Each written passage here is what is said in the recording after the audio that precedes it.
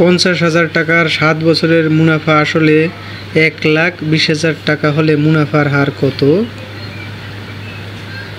তো আমরা জানি PNR = I।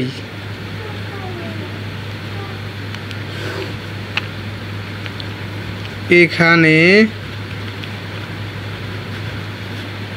মূলধন P = 50,000 টাকা,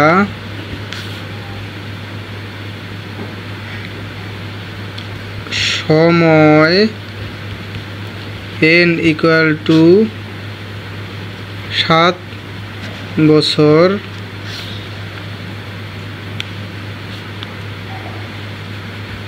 মুনাফা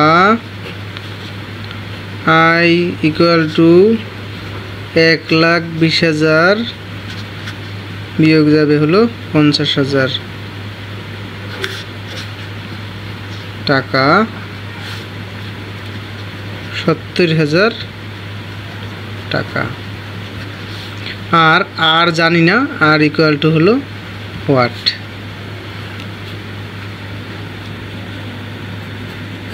তো P এর মান 50,000,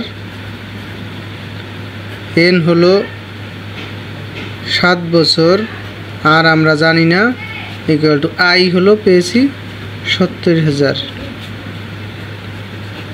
তো 5 7 কত? 35, তাহলে 3,50,000 ইন্টু R = হলো 70,000।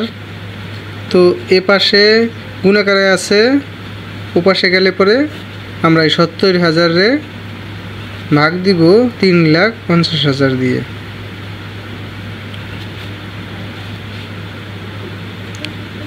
তো R = আসবে হলো 0.20। সুতরাং R = হলো 20%। তাহলে উত্তর সুদের হার R = হলো 20%।